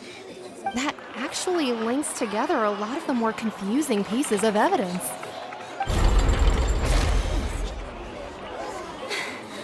Oh dear, what do I do? Even I think they sound convincing now. Have I falsely accused an innocent person? What a humiliation. Now, it seems like the only point of contention remaining is the exact circumstances that led to Cal's death. His notes mentioned he had an accomplice who could be related to the situation. On that note, the guards have just contacted me indicating that they uncovered new evidence. I shall now invite him on stage to share it with us. Thank you, Your Honor. We were just inspecting the luggage of the other people involved in this case. And we found an identical sample of the water from the primordial sea among Linny's personal effects. What? That can't be.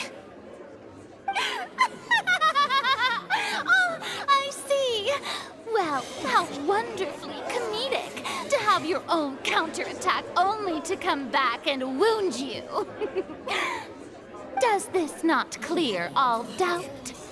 My dear citizens, my loyal audience, allow me to present my reasoning and bring this performance to a swift close. Linny did not need to take part in the dissolution of the young woman at all. Indeed, he did leave the scene via the vent. Having made modifications to the props beforehand, his accomplice Cowl then caused Halsey to vanish using the water from the primordial sea.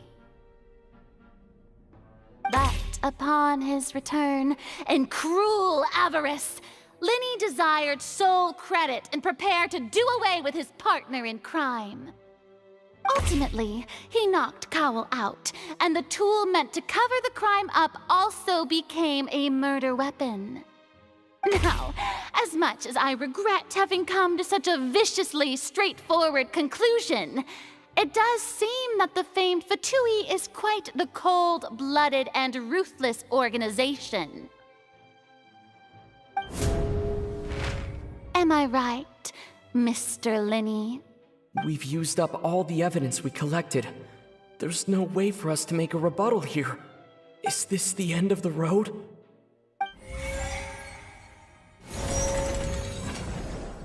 Oh no. Paimon can't think of anything either.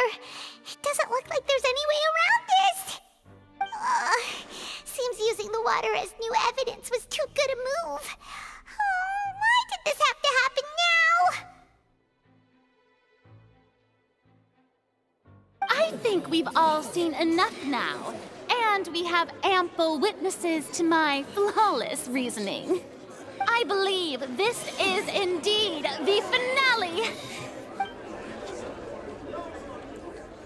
Now then, my good, noble Chief Justice, should we not, in your view, move... Excuse me, everyone, but I must interject. Miss, I must ask you not to shout, and to respect the ongoing legal proceedings. Oh, come on. Don't be hasty. I have a good reason for interrupting, you know. Now, would anyone here like to take a little break from all this debate and see a little magic? I'll show you an amazing trick. One that can bring a young woman who has disappeared back in the flesh, right before your very eyes. Please, do the honors, Mr. Linny, if you would be so kind. What in the world is she saying? No offense, miss, but miracles like that are beyond my scope as a magician.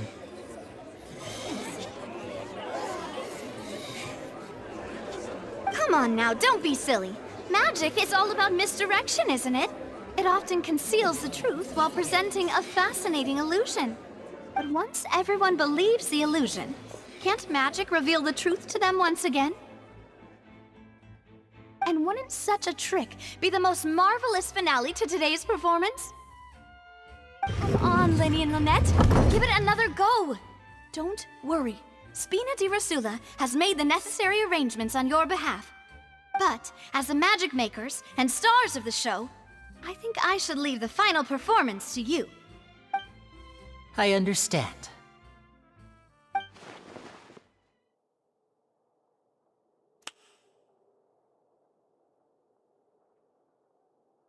And voila!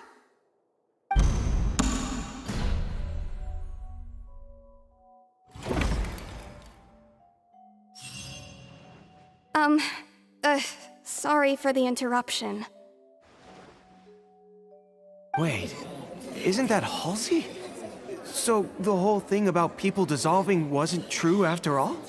To be clear, I'm only here because this person told me that if I testified, the merit of doing so would lessen my sentence. I was hiding outside this room listening to the proceedings because I was afraid that I would be the one put on trial. I was just feeling happy that no one had noticed me, and then before I knew it, she caught me. That'll teach you to underestimate us three. Where should I begin? I'm sorry. I'm the one who killed Cowl. I admit it. What? Why? Firstly, my name isn't Halsey. It's Lillian, and I'm originally from Mondstadt. I heard that Linny's show was gonna be a real thriller, but I missed the chance to buy a ticket, so I stole one. That's how I make a living. I steal stuff here and there. And I'd never been caught before. But I was noticed at the harbor a few days ago, and I barely got away. Linny was the one who caught me in the act. Hey, no wonder you look familiar. So you were the thief! Liddy even mentioned that you were pretty skilled. Well, and I thought that would have been the end of it, but then the number selector chose me. He even mentioned the Fortress of Meripede. That's a prison, isn't it? So you can imagine how shocked I was. I thought he was onto me for sure. So I played along with the show while looking for an opening to flee, but then I got water poured on me for no reason, and then someone jumped into the tunnel to nab me. I wasn't going to take that lying down, so I knocked him out and stuffed him into the box. There was nowhere to run from there, though, so I had to change my clothes and hide in a box containing performance costumes. I slipped out after the first guard arrived at the scene and continued hiding inside the opera house. Can a person even hide in there?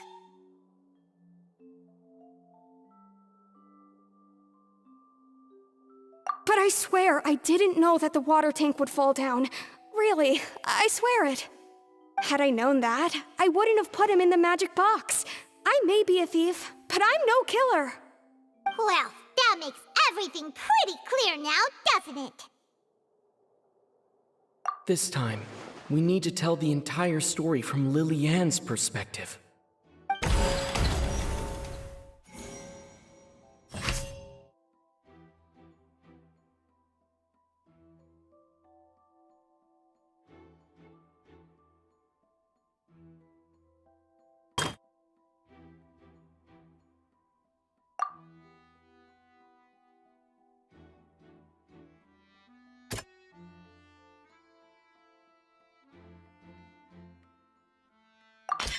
The strange sound wasn't from a fight. It was Lily-Ann's attempt to break out when she was frightened.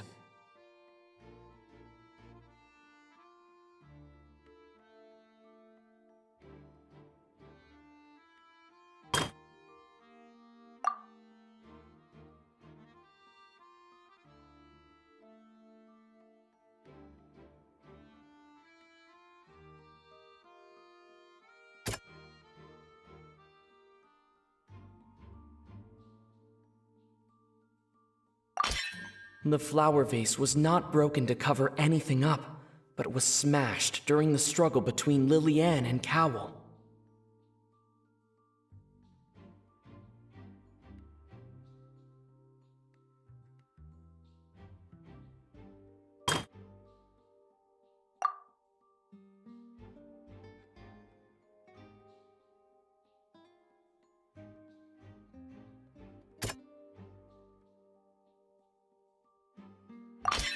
Lily-Ann was afraid that she would be recognized if she left, so she changed clothes and hid, biding her time.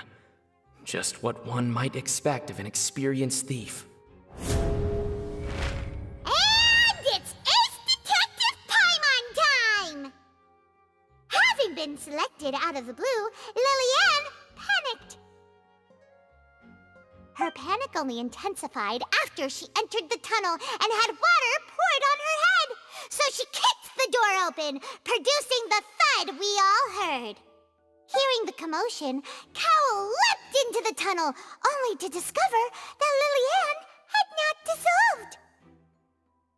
He did not know that Lily-Ann was not from Fontaine, but was a thief who made her way in by stealing a ticket.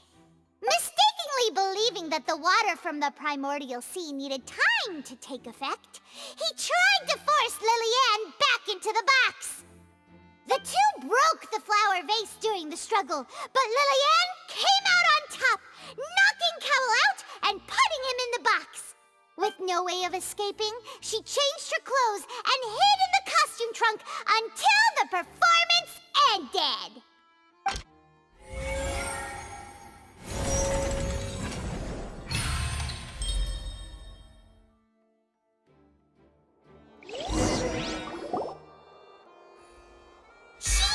that she would have to go through guard inspection if she tried to leave afterward. So, she has been trapped in the Opera House these last 2 days. She had already become desperately hungry by the time we were chatting over macarons. So, she swiped 2 of them right under our noses. Talk about a sneaky thief. At this point, all the events that happened in the tunnel have now come to light. Ah, so that's the whole story. Bravo! Bravo! Now then, Lady Farina, do you wish to speak against the defense's statements? Please answer the question, Lady Farina. Also, if I may add, the trial has not yet ended. As such, I request that the prosecution not leave the room before the proceedings have concluded. What? Are you reading my mind now? No, I have no further arguments. I admit defeat. But really, could you at least have left me with some dignity? Wow, look at that! She's like a deflated balloon now.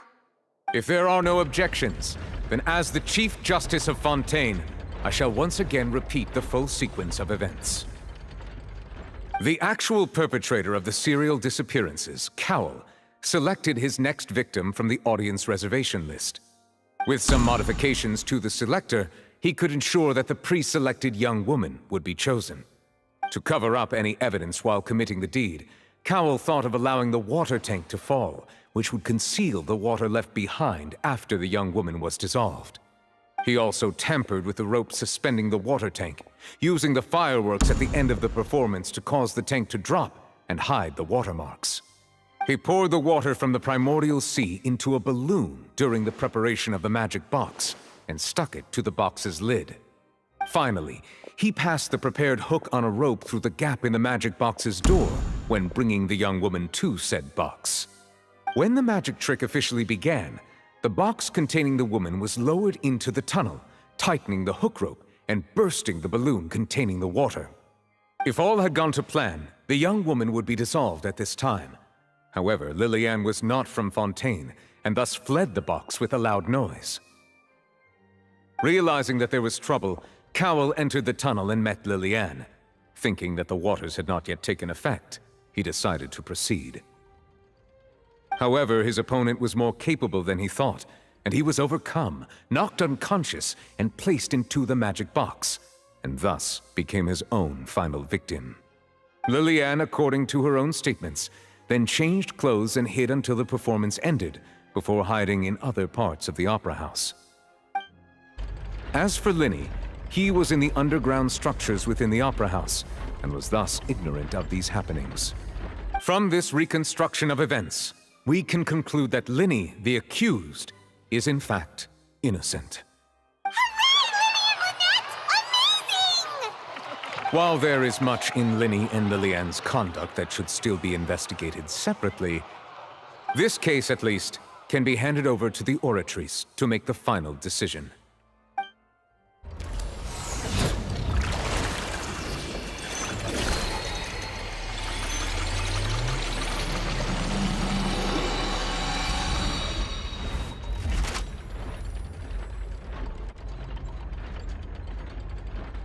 As such, Linny and Lynette are officially declared not guilty.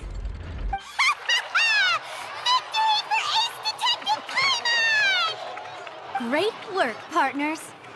Thank you all. Thank you so much.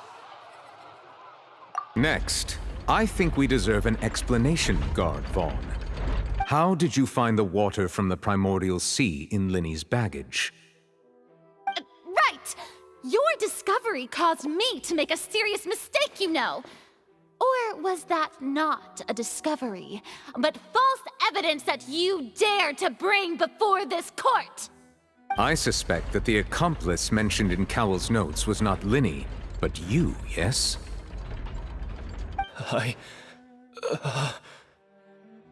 I'm sure you know what you must do to lessen your sentence. Speak quickly! Unless you want to earn yourself a one-way ticket to Coupon Town. I was just following orders. We were supposed to place blame for the serial disappearances onto Linny, and thus cause suspicion to fall on the Fatui. The higher-ups said this was the best opportunity to do so. And now that your plan has fallen through, and the secrets of the water have been revealed, you have become a liability to said higher-ups, yes? Therefore, you would be wise to tell everything you know, and seek the protection of the guards. Yes, I'll tell you everything I know. Our boss discovered that the water can cause people to dissolve. It can also be made into a potion, which when extremely diluted, can cause people to experience unforgettable exhilaration. We've been in this business for a while now, and have made decent mora off it. The disappearances were also the boss's idea. I mean, this is the boss we're talking about. The...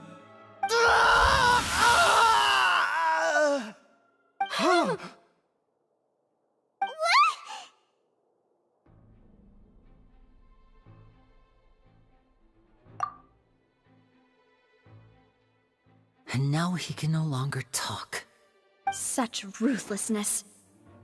I shouldn't have expected any less of them. An outrageous act.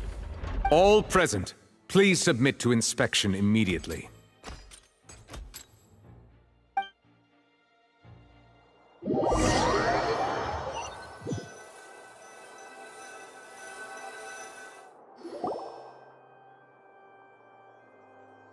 So, we're just going back now?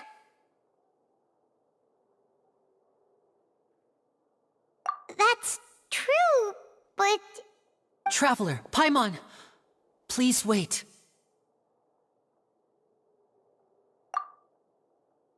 Lenny... I know you may not want to speak to me right now. Maybe you don't even want to look at me. But still, let me thank you again for defending me to the end, even after you learned that I'm a member of the Fatui.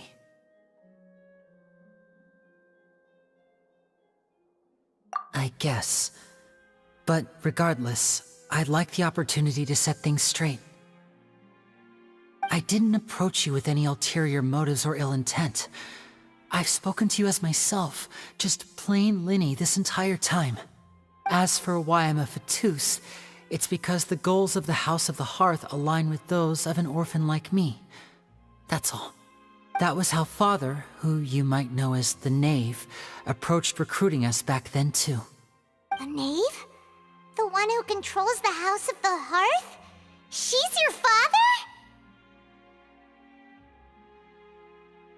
That's right.